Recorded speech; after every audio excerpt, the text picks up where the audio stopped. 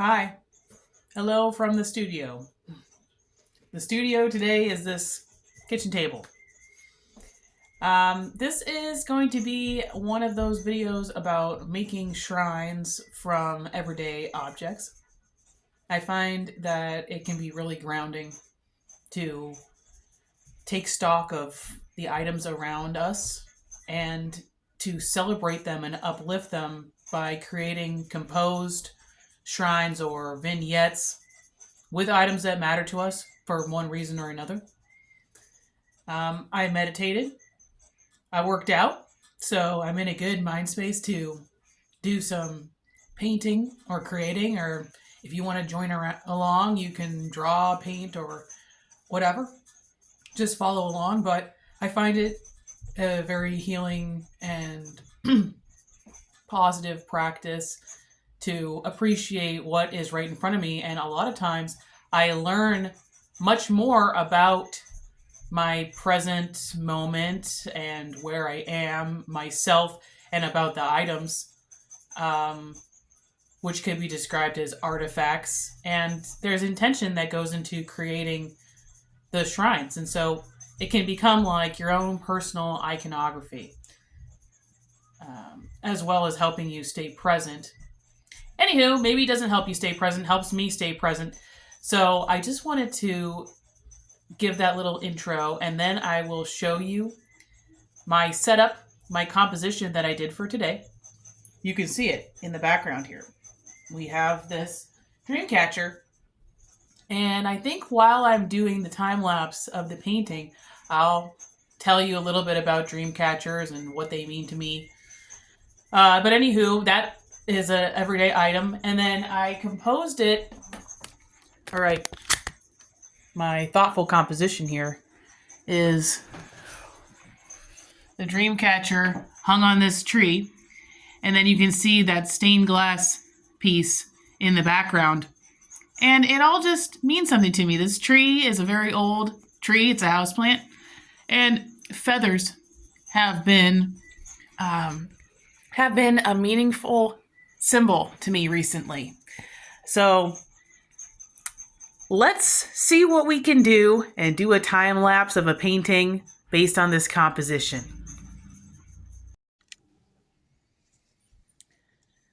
I'm starting by putting a background on here, and the paints I'm using are gouache paints, which is kind of an opaque watercolor. It's very easy to apply, it dries quickly, and you can do layers, which is what I like about it. The Dreamcatcher, what I grew up knowing about Dreamcatchers is that it comes from Native American traditions, and in consulting Wikipedia, I see that specifically comes from Ojibwe Native American cultures. And it emulates a spider's web. And the idea is that there's a certain protective quality to it. And it can be hung traditionally above infants' cribs to protect from bad dreams. At least that's what I remember hearing about when I was a kiddo, that it could catch bad dreams in the spider web and only the good dreams could pass through the center section. So here we are putting all the little leaves on this tree. You can see that there's a spider plant in the background, those big, long, bright green, spidery looking leaves. And there's another plant, kind of looks like a bay leaf, but I don't know what it is. Then to make the circle, I traced the shape with a cup to make sure that it's circular. I really enjoy the challenge of creating different textures in these still lifes, and feathers are certainly a challenge because they're so soft. So how to capture that in the two-dimensional world is a good question. My technique was to use a few different types of brushes.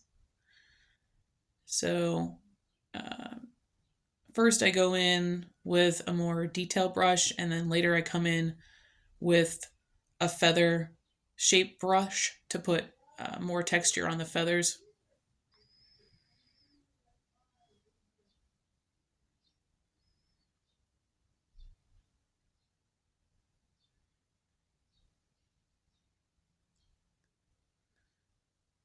Here we are putting in the stained glass, and there's a feather brush.